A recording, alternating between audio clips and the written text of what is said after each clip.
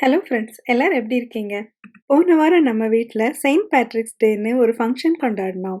அதோட சேர்ந்து Saint Joseph டேங்கிற ஃபங்க்ஷனும் கொண்டாடினோம். செயின்ட் ஜோசப் ஜீசஸோடைய ஃபாதர்ங்கிறது நம்ம எல்லாருக்கும் தெரிஞ்சாலும், செயின்ட் பேட்ரிக்ங்கிறவரு அயர்லாந்துக்கு ஒரு முக்கியமான ஒரு புனிதர்ங்கிறது நம்மள பலருக்கும் தெரியாது.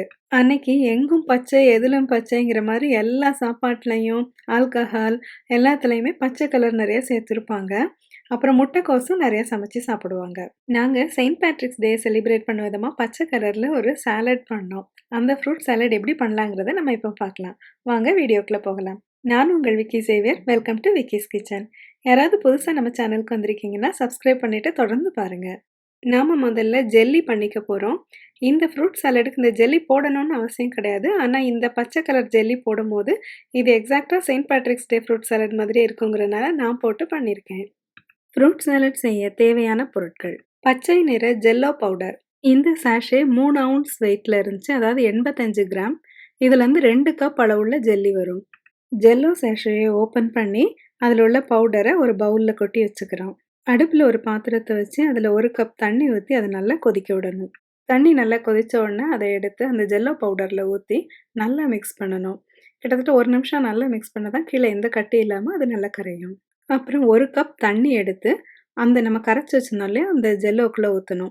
இந்த தண்ணி நம்ம ஃப்ரிட்ஜ் வாட்டராக இருந்துச்சுன்னா ரொம்ப நல்லது, இல்லை நம்ம ரூம் டெம்பரேச்சர் வாட்டராக இருந்துச்சுனாலும் பரவாயில்ல. இப்படி குளிர்ந்த தண்ணியை ஊற்றி நல்லா மிக்ஸ் பண்ண உடனே ஒரு மூடி போட்டுட்டு இந்த ஜெல்லோவை வந்து நம்ம ஃப்ரிட்ஜில் எடுத்து வச்சிடணும். இது 4 to 5 மணி நேரத்தில் நல்லா செட் ஆயிரும். இது செட் ஆகிறதுக்கு 4 to 5 hours ஆகுங்கிறனால நம்ம முதல் நாள் நைட்டே இந்த ஜெல்லி பண்ணி வச்சுக்கிட்டா நம்ம ஃப்ரூட் சாலட் பண்ணுறதுக்கு ரொம்ப ஈஸியாக இருக்கும். அடுத்து 1 டேபிள் ஸ்பூன் சப்ஜா விதையை எடுத்து 1/2 கப் தண்ணியில் நம்ம ஊற போட்டுக்கிறோம். இது 2-3 மணி நேரத்தில் நல்லா ஊறிடும். இந்த துளசி விதை நம்ம உடம்புக்கு நல்ல குளிர்ச்சி தரும். அதனால இதை நம்ம கோடை காலத்தில் சாப்பிட்றது நம்ம உடம்புக்கு ரொம்ப நல்லது. அடுத்தது நம்ம இந்த ஃப்ரூட் சாலட்க்கு தேவையான கஸ்டர்டை செய்ய போகிறோம். கஸ்டர்டுங்கிறது ஒரு க்ரீமி டெக்ஸ்டர் கொடுக்கும். அப்போ தான் அந்த ஃப்ரூட் சாலட் வந்துட்டு நல்லா கிட்டத்தட்ட ஒரு ஐஸ்கிரீம் மாதிரி ஒரு டேஸ்ட்டோடு இருக்கும். ஒரு பவுலில் 1/2 டேபிள் ஸ்பூன் கஸ்டர்ட் பவுடர் போட்டுக்கிறோம். அது கூட 1/4 கப் பால் ஊற்றிக்கிறோம். பாலை ஊற்றினோன்னா நல்லா கலந்து விடணும். கெட்டி இல்லாமல் நல்லா கலந்து விட்டுக்க போகிறோம். இப்போ நம்ம கஸ்டர்ட் பவுடரை நல்லா கரைச்சி வச்சுக்கிட்டோம். அடுத்து ஒரு பாத்திரத்தில் 1 கப் பால் ஊற்றி நல்லா காய்க்க போகிறோம். பால் நல்லா கொதிக்கும் போது அது கூட 1/4 கப் சீனி சேர்த்துக்கிறோம். அது கூட வாசனைக்காக நம்ம 1/4 டீஸ்பூன் ஏலக்காய் தூள் சேர்த்துக்கிறோம். பால் நல்லா கொதிச்ச உடனே தீயை குறைச்சி வச்சுட்டு நம்ம கஸ்டர்ட் பவுடர் கரைச்சி வச்சிருந்தோம் இல்லையா, அதை சேர்த்து நல்லா கிளறணும். இந்த ஸ்டேஜில் இருந்து நம்ம ரொம்ப கேர்ஃபுல்லாக கிளறணும், இல்லைன்னா கீழே அடி பிடிச்சிரும். அடி பிடிச்சிருச்சுன்னா நம்ம வந்து அதை யூஸ் பண்ணக்கூடாது. ஏன்னா அந்த கஸ்டர்டோட ஸ்மெல் ரொம்ப மோசமாக இருக்கும். ஸோ நம்ம அதை போட்டுட்டு வேறு எதுதான் நம்ம பண்ண வேண்டியிருக்கும். இப்போ நம்ம 1 நிமிஷம் நல்லா கிளறிட்டோம். நல்லா கிண்டினோடனே பார்த்தா கஸ்டர்ட் நல்லா திக்காக இருக்கும், நல்லா க்ரீம் மாதிரி இருக்கும். இப்போ நம்ம ஒரு ஸ்பூனில் வந்து அதை போட்டு இப்படி பார்த்தோன்னா அந்த ஸ்பூனில் அது நல்லா ஒட்டிக்கும். அதான் கரெக்டான ஸ்டேஜ். இப்போ நம்ம அதை ஆஃப் பண்ணிக்கிறோம். ஆஃப் பண்ணிட்டு நல்லா கூல் பண்ணி எடுத்து வச்சுக்கலாம். கஸ்டர்ட் கூல் ஆகிட்டு இருக்கும் போது நம்ம வந்து மற்ற இன்க்ரீடியன்ஸ் எல்லாம் எடுத்து வச்சுக்கலாம்.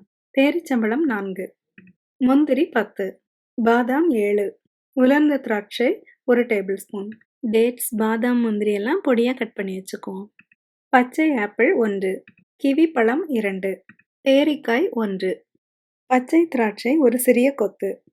இந்த பழங்களெல்லாம் நல்லா கழுவி வச்சுக்குவோம். கிரேப்ஸை காம்பு எடுத்து வச்சுக்கலாம். அதே மாதிரி இந்த கிவி பழத்துக்கு வந்துட்டு நம்ம தோல் எடுத்துக்க போகிறோம். நம்ம மாம்பழம், சப்போட்டாலெல்லாம் தோல் எடுப்போம்ல, அது மாதிரி இந்த கிவிலையும் நம்ம தோல் எடுத்துக்கலாம். இந்த கிவியை நம்ம நல்ல பொடியாக நறுக்கி வச்சுக்க போகிறோம். இதே மாதிரியே எல்லா பழத்தையும் நம்ம நறுக்கி வச்சுக்குவோம். ஆப்பிளுக்கும் பேரிக்காய்க்கும் தோல் எடுக்க போகிறதில்ல. கிரேப்ஸை வந்துட்டு 2ஆக நறுக்குனா போதும். பொதுவாக ஃப்ரூட் சாலடுக்கு நம்ம கட் பண்ணும் போது எல்லாத்தையுமே ஒரே சைஸ்லையும் கொஞ்சம் சின்ன சைஸ்லையுமா கட் பண்ணோன்னா ஒவ்வொரு ஸ்கூப்லேயும் நம்மளுக்கு நிறைய பழம் கிடைக்கும். அது ரொம்ப டேஸ்ட்டாக இருக்கும். ஸோ நான் வந்து இது ஒரு வெஜிடபிள் சாப்பர் மூலமாக சாப் பண்ணுறேன். இப்படி ஒவ்வொரு பழத்தையாக கட் பண்ணி நம்ம எல்லாத்தையும் எடுத்து ஒரு மிக்சிங் பவுலில் போட்டு வச்சுக்க போகிறோம். ஆப்பிளுக்கு நம்ம வந்து விதையை நீக்கிக்கிறோம். அதே மாதிரி பேரிக்காய்க்கும் விதையை நீக்கிக்கிறோம். ஆனால் தோலை மட்டும் நம்ம வச்சுக்கிறோம். ஏன்னா இந்த சாலட் வந்து நல்லா பச்சை கலரில் தெரியணும் அப்படிங்கிறதுக்காக வச்சுக்கிறோம். இந்த செயின்ட் பேட்ரிக்ஸ் டே ஒட்டி நம்ம இங்கே அமெரிக்காவில் பார்த்தோன்னா நிறைய பேர் பச்சை கலரில் ட்ரெஸ் உடுத்திட்டு ஒரு பேரேட் பண்ணுவாங்க. அது வந்து செயின்ட் பேட்ரிக்ஸ் டே பேரேட்னு சொல்லுவாங்க. ரொம்ப அழகாக இருக்கும் அது பார்க்குறக்கு.